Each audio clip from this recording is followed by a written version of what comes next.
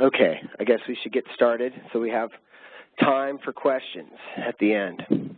So, as always, welcome to the Delta Brown Bag Science Series, hosted by the Science Program, Ecosystem Restoration Program, and the Surface Water Ambient Monitoring Program. As you know, if you've come before, I'm Garrett Lyles, and I coordinate these events for that group. And I'd like to thank everyone who came out today during lunchtime and those that are on the web via WebEx. So it's my pleasure to welcome Emery Rowe. Emery is a senior researcher with the Center for Catastrophic Risk Management at UC Berkeley. And we'll be speaking today specifically about his work with the NSF-funded Resilient and Sustainable Infrastructure Network, or RESIN, which is an initiative that focuses on the California Delta. Dr. Rowe is an author of multiple books that focus on the management policy science interface, and he has one in the pipe right now related to the work with resin that he'll be sharing partially today. Across his career, he has led large-scale development projects as the executive director of Berkeley Center for Sustainable Development, and has provided policy insights and analysis to a variety of interdisciplinary projects important to California's environment as well as agriculture.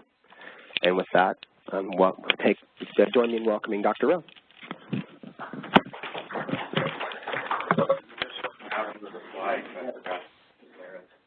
The arrows down?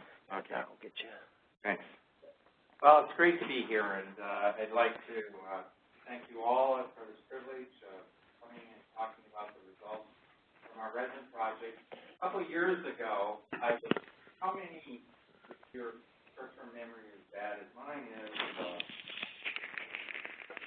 How many of you were here at my first presentation on the resin project? Good. Oh, then I get to tell all my jokes. This project has some of the sort of boilerplating. This project has been going for about 5 years right now. It has been funded by the National Science Foundation Directorate of Engineering. It is, however, an interdisciplinary project involving more than engineering. We are at the last year of this project. It has been housed in the Center for Catastrophic Risk Management. Put another plug in for the center.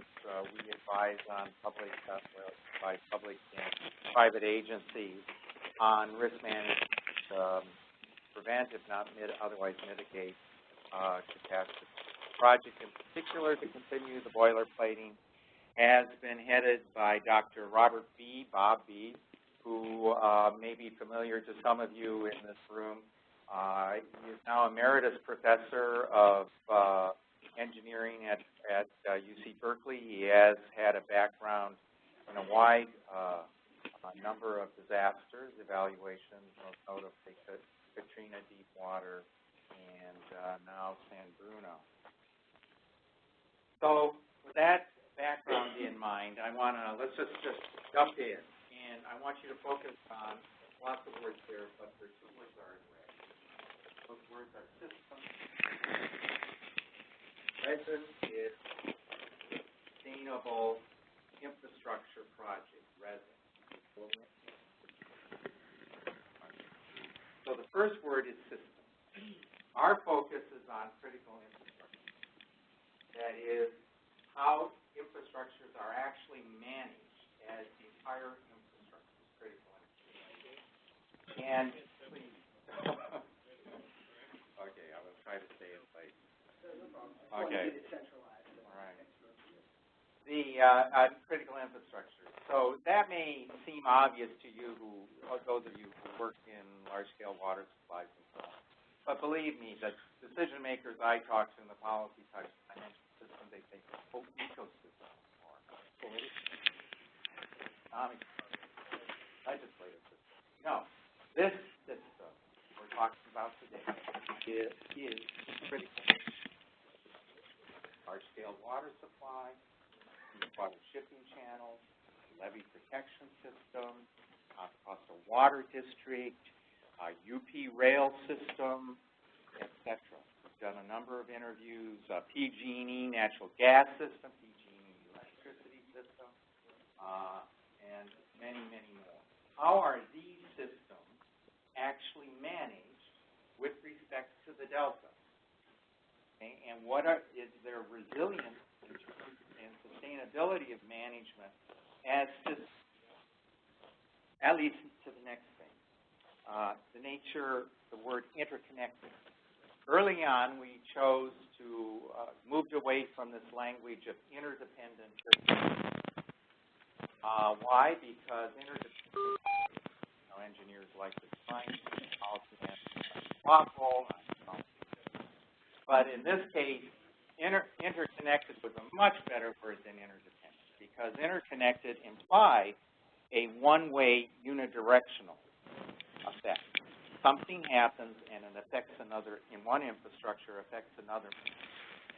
Interdependence would imply two-way. Okay, if one infrastructure fails or disrupted affects another, that disruption, if you will, redounds back on interdependence. Now, this by no means an academic.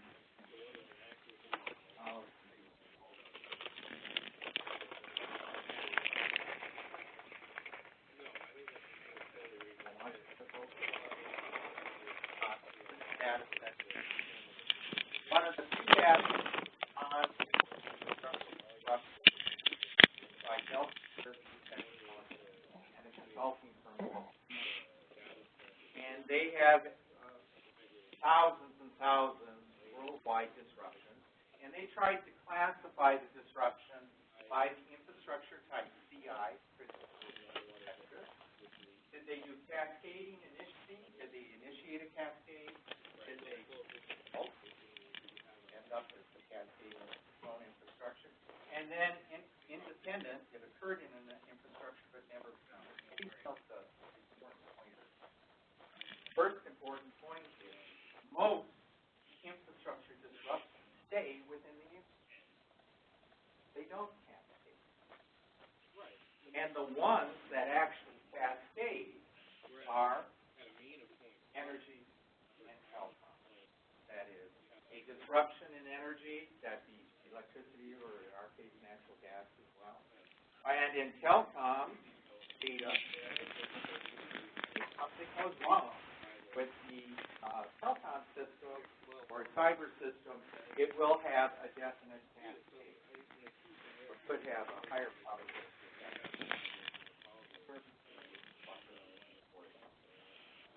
Now, this is absolutely important to understand, because there are two assumptions everybody in this room actually believes.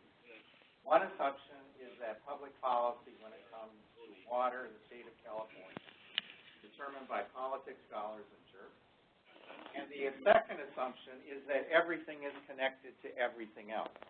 I will be happy to come back to why that first assumption is wrong, but this is absolutely should at least alert you that if everything is connected to everything else in the critical infrastructure, not all of them are all equal. They are.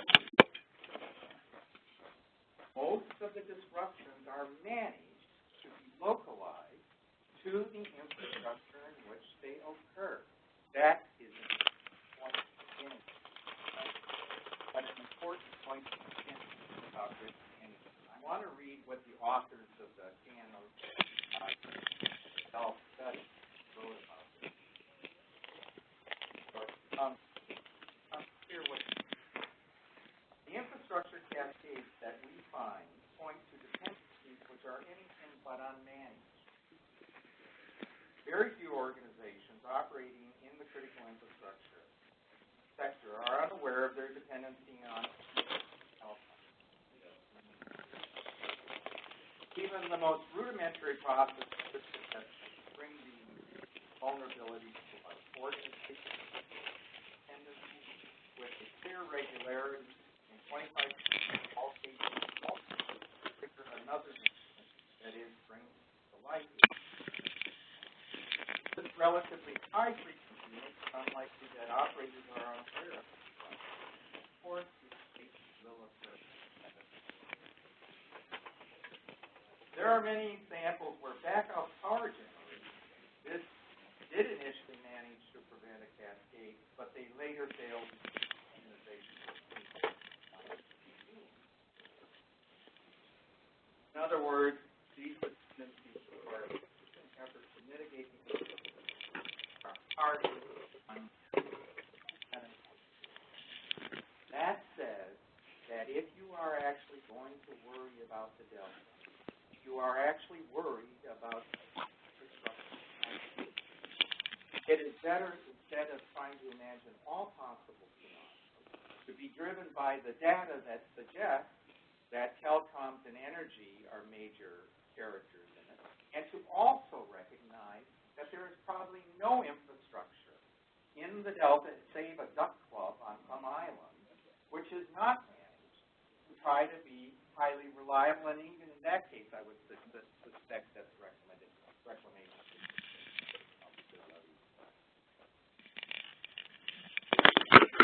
Why is that? That means that we are going to focus on infrastructures that are managed and the risks they face in their management, rather than to assume a cascade occurs as if it is untouched by human hands or untouchable by human hands, because it is so instantaneous as to be almost automatic. Now, with that background, let's go to the Bay Delta. Our area is a square, largely called the legal delta. Why did we study the legal delta infrastructures, or NSF was worried about it? It is because of the issue of it being the infrastructure crossroads, said to be the infrastructure crossroads of California. It has major infrastructure north and south, east and west. It has highway systems, blah, blah, blah, blah. Okay?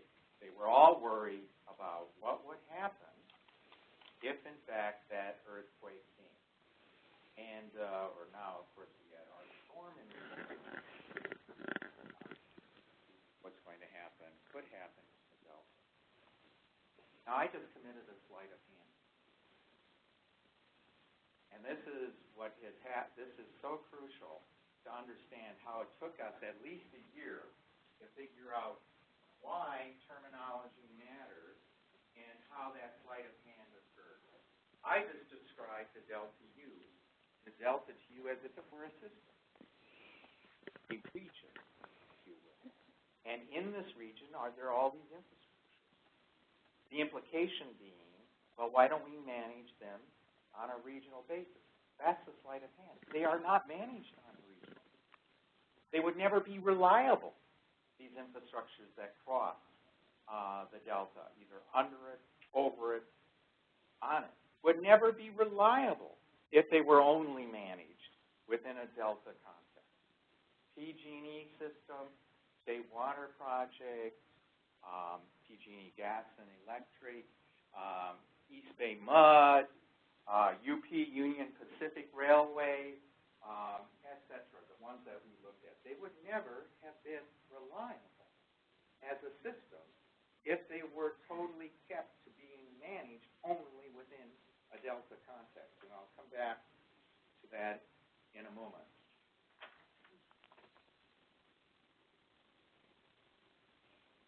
Why is this important?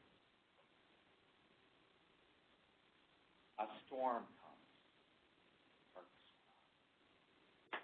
washes out the levee, breaches the levee, takes out the road on the levee system. The pylons start toppling. The deep water shipping channel closes. All of that occurs. And yet it is possible that the port system will remain reliable in the transmission grid, ISO's transmission grid will remain. That the road system, yes, losing Highway 160 may be encumbered, but it still may be provided rerouting. It is possible that some of these systems, that scenario, would be managed reliably. Classically, you hear this far too often. The transmission grid is designed to N-2 contingency. Please don't take comfort in that. But it is meant to say that if they lost 2 transmission lines, and the other things being equal, the grid could be managed reliably.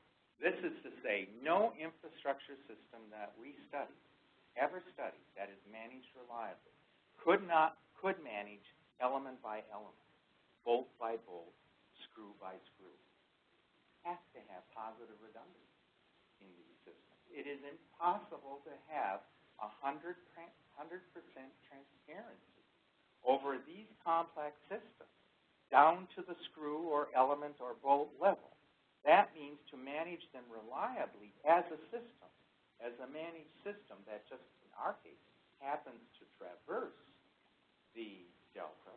To manage them as reliable may mean that they could lose a delta component and still be reliable as the infrastructure that just happens to pass across or above or below. Now, of course, there are choke points. Or some choke points will be located next to other choke points in others. So we'll show in what case the delta has these co-located choke points.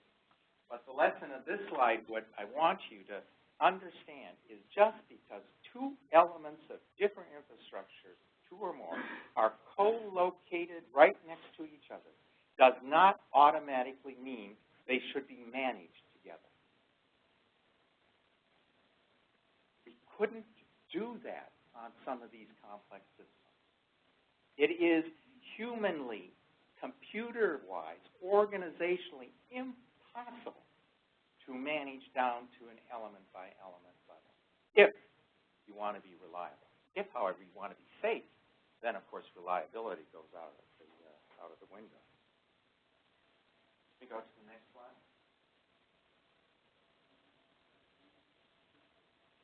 To make this real, this is Sherman Island. How many of you know the Western Delta? I think of Western Delta. There's an island called Sherman Island. Sherman Island is considered the cork in the bottle. Well, actually, there's several corks in the bottle by point out the Delta beam. But this is considered important because there are major roads that traverse it. There are major underground natural gas lines that go through. The bulk transmission gas line is set to go through Sherman Island. There are high power lines that go through. If you go up into the air, there is Delta used to be managed for emissions at certain times of the year, something called the Delta Dispatch when Pittsburgh generation was important to certain threatened species, and the Pacific Flyway, which is internationally regulated, is over to this side. So here you see in this figure all of the co-location of critical infrastructure, which has given rise, as you might understand, to what happens if Sherman Island is flooded, and look what we do to all of the other infrastructure if that happens. And I want to call this notion, of which I'm going to be critical of, the cylinder approach to inter-infrastructural risk. Every time we have gone to the Delta, or in other times I've consulted on projects, people come to me with an analogy. And this analogy, I'm going to call it, is a column or cylinder of interconnectivity. There is this thing that goes from below the ground, rises to the ground, and goes into the air. And this interconnectivity is all with respect to cause and effect of co-located critical infrastructure. And what happens is if you kick that barrel this way with an earthquake, okay, then you get the scenario someone will tell you, well, there could be a gas explosion, natural gas explosion, and that could rip apart the levee.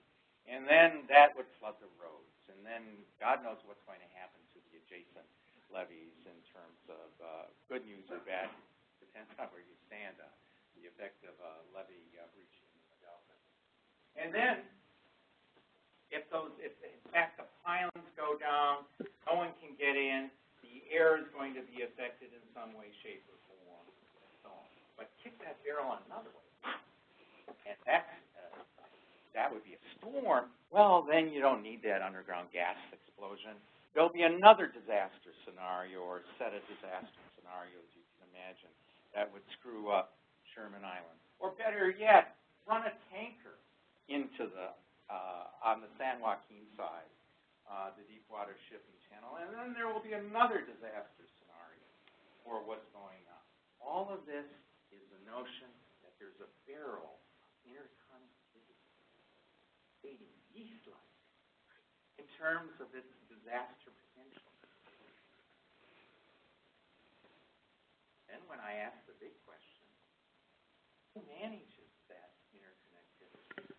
I come up and tell you, well, actually no one can. People get scared. Understandably so. I do not mean to ridicule that. But these systems could never be managed at the level of managing Sherman Island only. What it means is that in terms of risk assessment, we have to ask what question? What's the question we should be asking about Sherman Island? What is Sherman Island the what of a wider infrastructure system? What is Sherman Island the choke point of a wider system? Those in this room, one wider system might be familiar with is the State Water Project. Because if, and this is again almost reading from the litany of the Old Testament, if indeed there is at certain times of the year, on certain tides and certain levels, there is in fact a breaching of Sherman Island, there may be the deep gulf.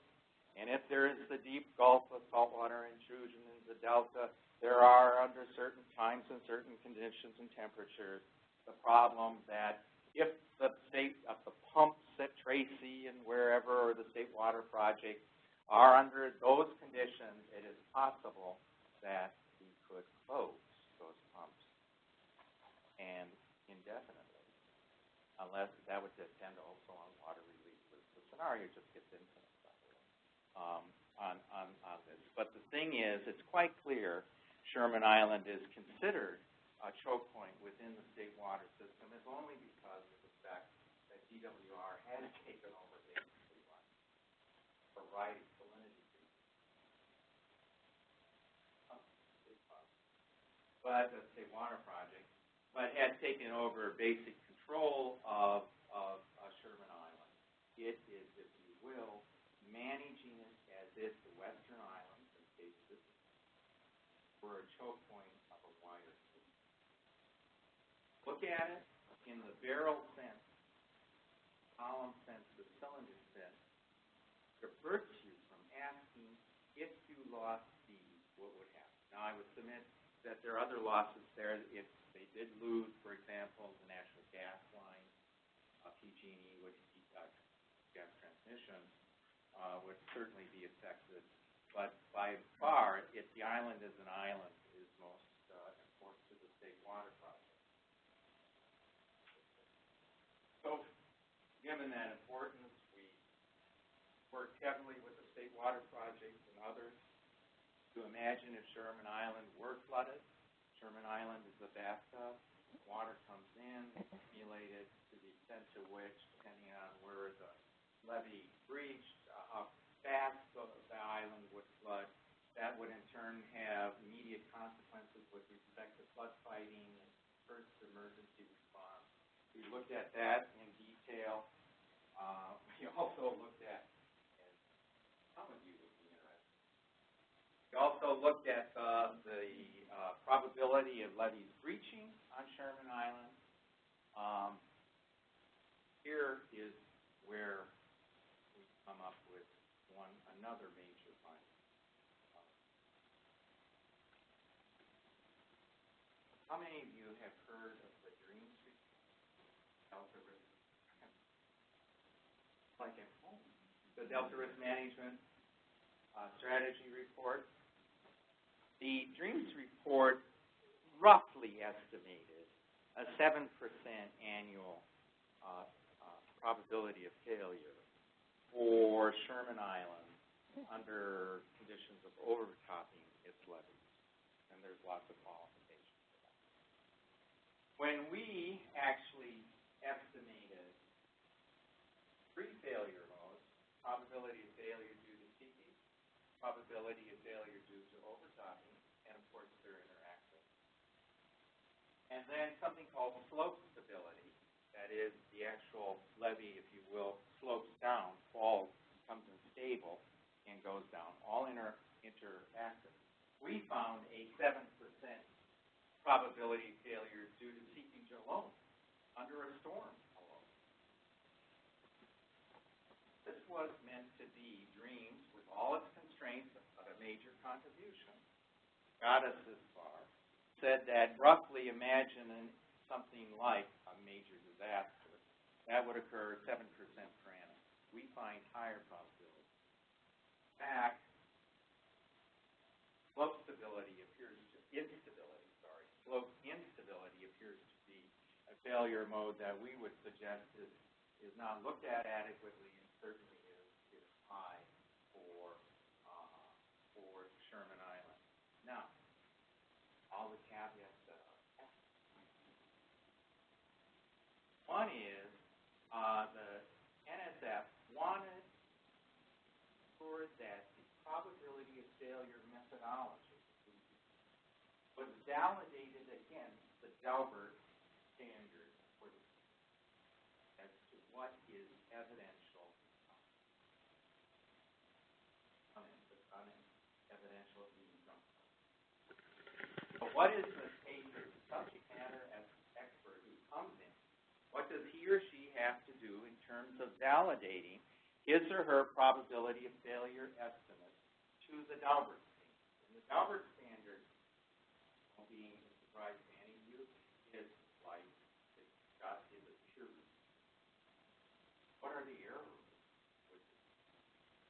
Has this method been validated?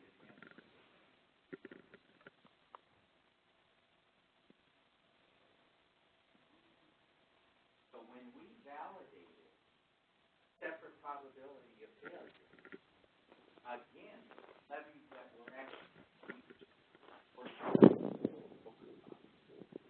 more fees, less stability. We looked for those cases which actually had under control reach the levee by different modalities, different failure modes. Consequence of doing that, added uncertainty. Albert wants to know, you bring me a method for federal legal proceedings. Okay. What's your error rate? Have you actually tested it for internal and external validity by field and control experiments? And if you haven't done that, or if you have done that, what uncertainties do you now introduce into your estimates? So the probability of failure includes not just what dreams looked at, but includes the uncertainties now with respect to the fact that we have not done field trials on 10,000 different levees and control experiments of different shape sizes as well. There have only been a handful of rigorously tested field trials against which to confirm. So we added the uncertainty to the P of S. Now, that is why they're higher. We're sitting here. You're sitting here asking, well, if it's so high, why haven't we had more failures? And the classic answer is, unlike they say on nuclear reactors, well, we just haven't had long enough. They're up there, but that's the future. No, the reason that may be true for this case, but the reason here is quite different. We are validating against, what did I describe it? A field experiment that brought a levee to a breach. But that means they brought it to a fully unmanaged, fully stressed situation. the breach occurred.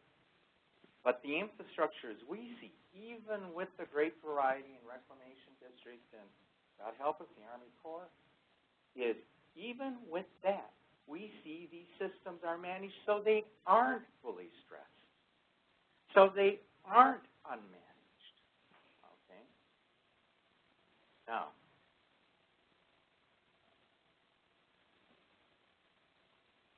policy fire used, I think, for this.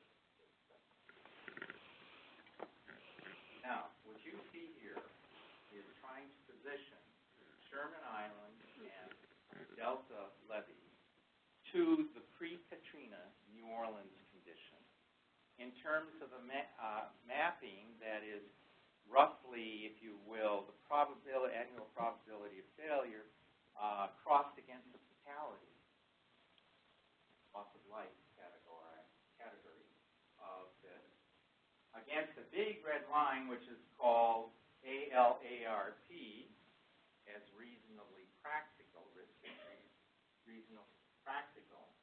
Now we can state where this red line goes. In fact, we could have endless sentences.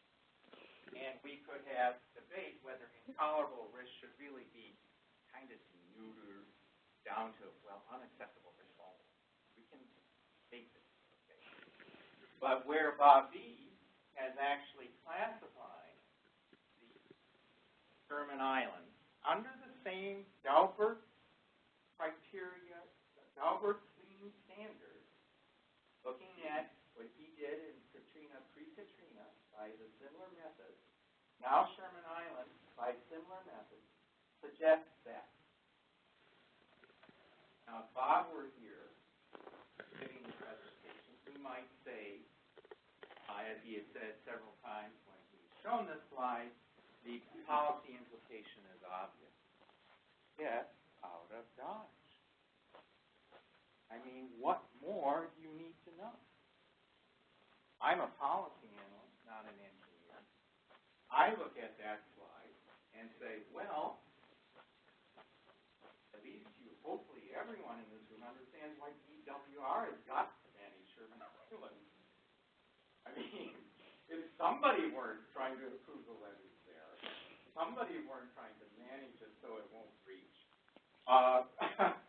not only would we have deaths, give or take, but we, of course, would have massive economic consequences.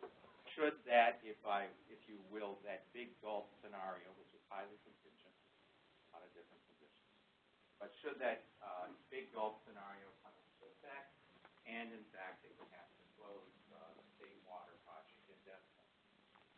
Either way, presented this to Reclamation District of Sherman Island. We had the first response.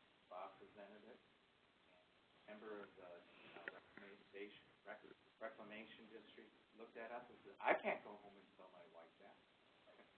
Okay, but if you're going to stay there, okay, you're going to have to understand why that system, why that island, and indeed all of the western islands, now I speak to the others, why the western islands must be managed. Wider water systems involved.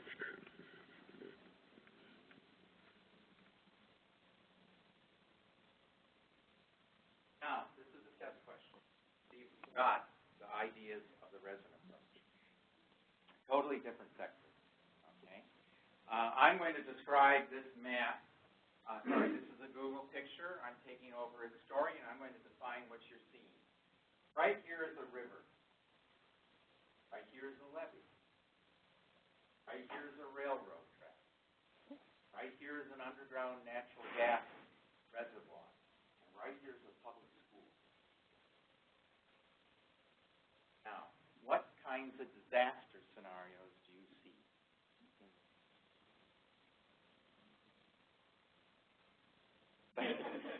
I mean, if you're the State Department of Education, what are you mandated to start worrying about if you're actually the school right here? Students students are going to die. And why would they die? Why could they die? They drowned. There could be a flood, breach the levee. What else could happen? Not adequate warning. Our Department of Education is very worried about rail incidents now. So there would be, I mean, we could just add, right? There would be an underground gas explosion, a rail incident that triggers a gas explosion that has an effect on the school. No, that's the cylinder approach. What should we be asking? If I were in that school and I were the principal or head teacher, what things should I be asking about each of these elements? The river, the levee, the track, the rail track, the underground reservoir, natural gas field. What should I actually be asking? That's what they have to do that by law, I think. I don't mean to be funny about it, the evacuation of it, but asking a different question. If I were familiar with this residence program, what would I want to be doing in my time trying to figure out? Or to reverse it, how is that river managed within the wider river system? How is that levee managed within the wider levee system? How is that railroad track managed within the wider rail system? How is that natural gas reservoir, because it's not just sitting there free, how is it managed in a larger natural gas system? And you wouldn't know it, but I do. The only one that actually has the control room, probably in real-time eyes and ears on the issue, is this. The natural gas facility, lots of complications here. It depends on what, SMUD, PG, talking to, okay, where this is. But in many cases, underground natural gas actually has real-time monitoring. And they, too, would be worried about the rail incidents, the flood, and so on. So if I were the teacher there, I would want to know exactly what the real-time operators are actually experiencing with respect to where their facility lies in the wider, separate infrastructure. It's not something people understand talking to the education. It is one of the findings. It is not to dismiss the fact that when I ask who manages all those potential disasters, I tell you who beyond that level of, the amygdala activates fight or flight to actually use your prefrontal cortex and say, well, actually, the system's not managed at that level. And if you want to worry about management at that level, get in here and learn about what the wider infrastructure is doing. That is the major moral of this presentation. There is absolutely no substitute when it comes to infrastructure management. No substitute for knowledge about how these systems are actually operating for the purpose of reliability at the level that they are. Risk model, you're trying to define the problem or the system is something. You have to know how these systems are managed. You cannot assume that they will be managed to an unmanaged, fully stressed point. We just don't see that. Now, is that necessarily good news? Look at the Delta. Perhaps we should all go home to our household gods, fall on our knees, and thank them for regional climate change. So one of the few reasons these systems, the Delta isn't being focused, they are water flow issues. Water flow.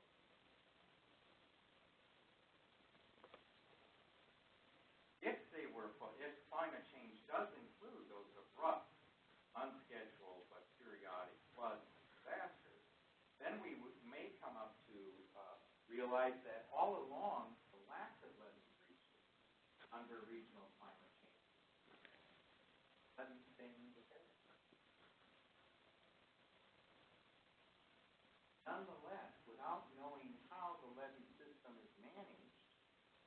as a coherent set at the system-wide phenomenon. Can't even begin to, we would argue, can't even begin to talk about what are really, if you will, priorities around choke points. Now, are we ready for one more slide, or would you like to ask a question? Or ask a question? No, you ask it. This is the final slide.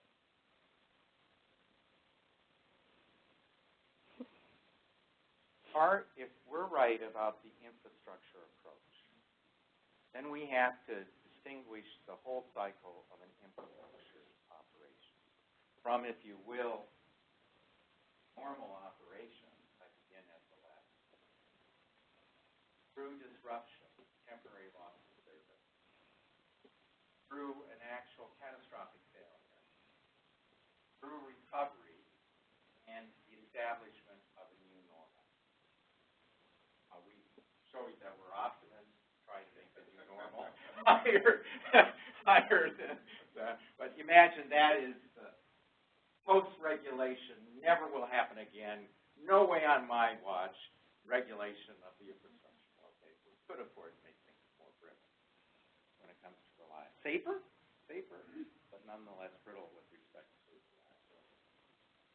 Now, if you see it horizontally, as we do, and focus on things like that magic thing called probability of failure, infrastructure failure, you will quickly realize that the P of F after in recovery is much higher than the P of F in normal operation. You actually talk to people who have recovery experience of re-energizing line, transmission lines in a black start after something has failed. You have to do it line by line. Similarly on gas, if there's been true failure in gas, it isn't the San Bruno explosion. The true failure, I don't mean to diminish that, that's a real thing, subject to court cases, but a real failure in the gas transmission is if they actually turned all of the gas off. Not the leak. It's the actual fact you've now turned the gas off in the transmission system, and you have to re-energize the equivalent by going pilot to pilot to pilot, and all the safety consequences that arise there. So the probability of failure in some of these systems may actually be higher at different stages than you actually imagine if you're focused solely on normal operations or disruptive operations. Then there's the vertical connection. Let me take the natural gas explosion as an example, sort of to get you off the water example, but you'll see immediately the implication. There is an underground natural gas explosion at a major site in California. That's not. It occurs. What is the first thing that happens legally? They do root cause analysis. You may actually have 6, 7, 8 investigations trying to figure out how that pipe actually got into the situation where a leak occurred and the explosion occurred. The analysis, risk analysis we're talking about today requires you not just to zoom down to that component, that element, but at the same time as risk managers, you must zoom up and you must zoom up. It's not good enough to just find out what happened with that section. You have to also ask yourself what happened to the natural gas system as a result of that explosion. Was it able, through redundancy, to maintain a viable, safe supply of gas to all of its other users, even though it suffered? Similarly, you have to zoom across. You have to ask yourself, what did that gas explosion actually do to infrastructure dependent on the gas? Not least of which in our American setting, California setting is the interoperable electricity system. It depends on the Why is that important? Why do you need to zoom down up and simplify the risk analysis? Solely because your solution solves that problem by zooming down may in fact lessen or lessen the resilience or increase the vulnerability with respect to system-wide disruption.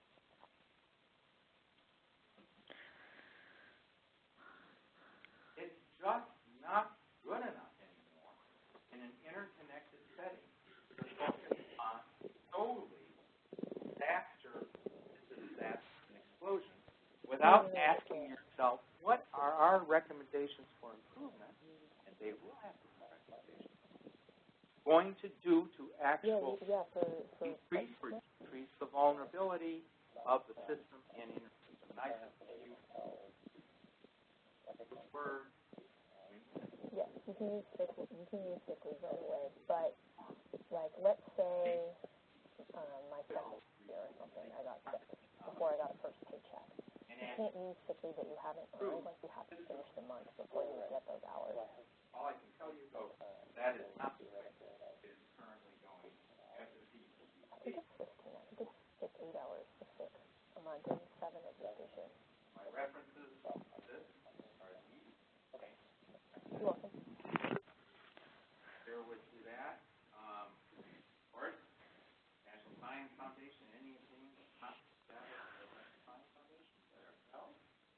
And further reading on high reliability management, and more recently some of this other stuff we've been talking about, trying to figure out how better to manage. The only thing sustainable about the California Delta is 50 years of debate over and more. Some of these insights will ask you to rethink the way you're focusing on risk without at the same time help it out. Okay.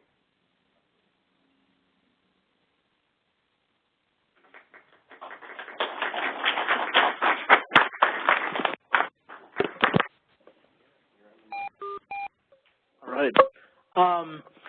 I guess my question is, and I apologize if you covered this in the first few minutes, but how do you identify the bounds of the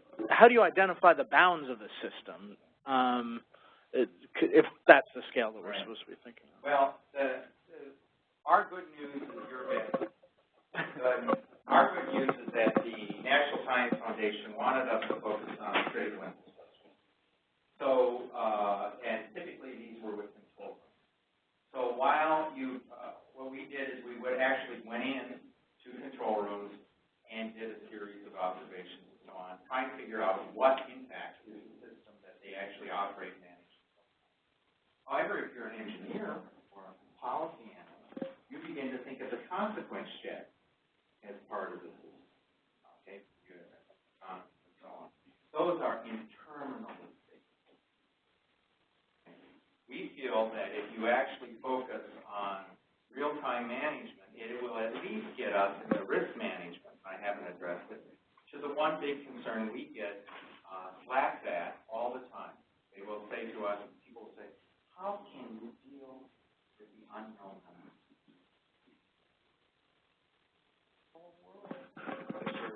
There are all these unknown unknowns. And all I can tell you is by focusing on the control rooms, they are your last attempt against unknown unknowns, because they do it all the time.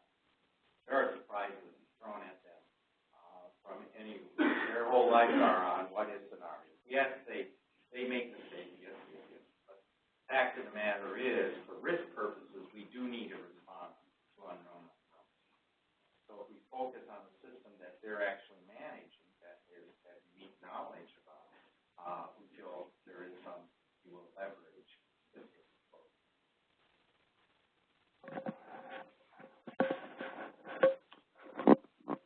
So in your chart that showed risk and the red line and everything, it shows fatalities on there for, and I guess that's for levee failure, but typically in the Delta, there aren't any fatalities during a levee failure. It's kind of a slow motion train wreck. It takes 3 days to fill up, and, I mean, where does that number come from? I see that all the time, but I would argue that levees are more dangerous day to day, week to week than they are during a failure because people drive off of them and drown or get in car wrecks out there or whatever.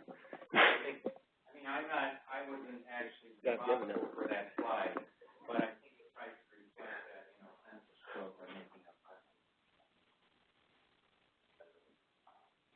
and be quite willing to accept that there are other first accidents, drinking and drowning and fishing, aggregated over the San Joaquin and Sacramento, maybe more. So all of this was to ask you that if you take typical loss of life calculations, which are increasingly common, I wanted to make the point that if we lost that island or the Western Island, we would have, in fact, much more to worry about than death. We would have economic health. Under a big goal. We're right now reviewing the Corps of Engineers. We're right now reviewing the Corps of Engineers Delta Islands feasibility study, which is proposing that there is no positive benefit cost ratio from federal investment in any rural levee in the Delta. I know they've got their own principles and guidelines to operate through. Is there any connection between their analysis, those types of analyses, and what you're doing here, the ways you're proposing to approach this? I'm not familiar with that. With the project, but the guidelines you would be. But the tension between Bobby and the Army Corps has been a real one. Comes from an Army Corps background, elected because of the Army Corps background. And if you were here, you'd give a different answer and a more informed answer than I think. I would add, from a policy analytic viewpoint, though, that one of the things that you here who are dealing with the Delta, you really need to rethink the whole thing of the Army. In some countries, ports actually manage their deep waterways. Ports actually are responsible for the deep water channel that lead to them, including, guess what? The ecosystem restoration projects that are taking place. So, there are multiply different practices out there where you and I happen to believe in this form, as this is not bullshit, but I do believe in the co-equal goals. Why ever are we just sitting ourselves down here with one more round with the Army Corps when, in fact, we could, with help to Stockton, with a very reluctant participant, and let's go with Sacramento. Sacramento doesn't get the project that Stockton currently does. Nonetheless, there are different ways to think about it. Yeah. Well, and when I think of those features, rigorous process, the arms of at all. So a whole economic piece of it is missing. The other thing I was wondering about is, have you looked at the sort of emergency response scenario, the emergency response scenarios that we have? We talked about control rooms, but I think DWR does have sort of a control room feature for their emergency response in the Delta. I'm wondering if that was part of your analysis at all in terms of looking at risks. We never set out to study emergency response because our goal was to how do you increase the resilience of existing infrastructures to prevent or bounce back from a temporary disruption. That is, rather than how do you improve their recovery. However, at every stage, we ended up talking to recovery people and the EOCs. You can't go to Contra Costa Water District or Vacaville PG&E and they'll point to that. That's where we set up our emergency operations center. Disaster. So they're intimately tied together. There's a lot of frustration within, if you will, a chain of command into the command system versus a lateral set of phone calls during a crisis between no-name utility and no-name state water project. But those things seem to be being worked out. It's clear that the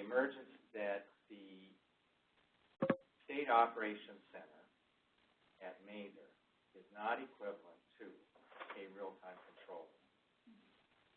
It's for a variety of different reasons instituted. When a crisis has become visible, that is a permanent loss, a more than temporary loss of service with possible destruction of assets. So it's unfair for me to sit here and say, well, they don't act like it. They're not really meant to do.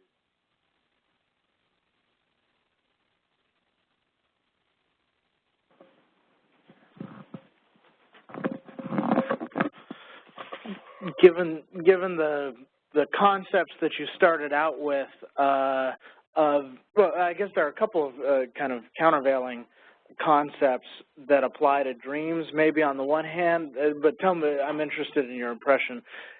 If we're trying to look at how good of a job dreams did of presenting the risk, or how accurate it might be, would you say on one hand that they did something of that, maybe did they overemphasize the cascading, but do a good job of highlighting the systematic risk of you know, the delta being choke points for certain systems? Kind of what's your take on? Different team members will have different views on it. My own view is that I realized it was never completed. I mean, it was meant to be some further studies to be done. So I'm characterizing my views on an incomplete project. And I feel it was certainly good. Whether it's good enough, I don't know. But certainly to get down to this level. And certainly to undertake what is, if you will, better practice measures for estimating probability of failure, engineering methods. National Science Foundation wanted to go further. Where are the methods validated? And you see that validation is a very tricky thing. Validation increases success, but then raises the issue, well, they're never really managed to be unmanaged or fully stressed. Yes, it happens. Yes. The whole idea of management is to ensure these levees are not fully stressed, are not left unmanaged. That's where BWNR, other risk managers need to start looking at how to improve management in a less than full stress state. I was wondering, you refer to big gulp, and I didn't really understand that reference to big gulp. And then secondly, I was wondering with respect to your study, when you showed the slide that showed, you know, where the unacceptable risk might be, and then we looked at deaths, and then you also said the severe economic consequences. I wondered what your study relied on in terms of the economic consequences, because, for instance, Delta Protection Commission's Economic Sustainability Plan has a much different presentation of economic consequences of a levee failure, for instance, than some of the materials that have been created in support of BDCP. Well, I mean, my view is that the Delta Protection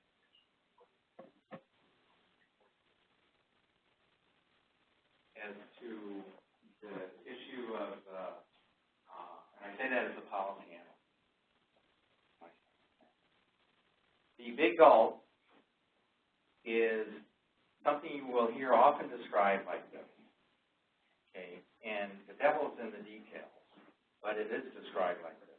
Assume that there is a levee breach in the western Delta, okay, most notably at Sherman Island. But assume there is, what will happen? There's this bathtub, right? It will draw water in from, if you will, the San Francisco Bay, the San Pablo Bay, and so on. It will suck water in.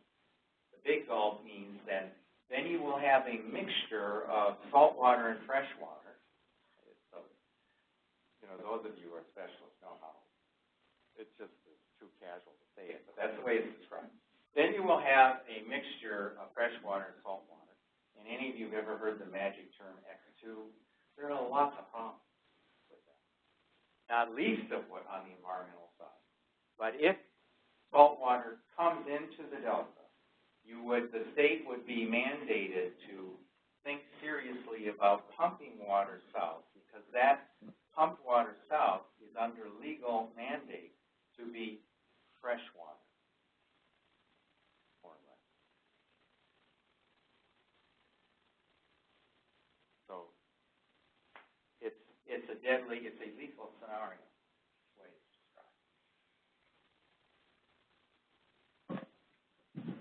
Okay, I think that's a good stopping point. Thanks again, Emery. That was really great. I want to thank all of you who are from the state of California. I'm very sarcastic. I'm skeptical. But I want to thank you all for doing the job that you're doing. This is a highly complex stuff we've done, and we wanted it complex. Those people out there, they got what they wanted. And God only knows, it'll be up to you to with the new ideas, but I really do stress that there are other ways of looking at some of this stuff.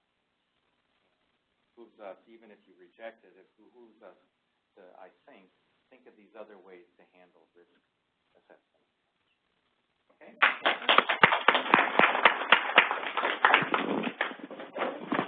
Our next scheduled brown bag is a little bit down the road, but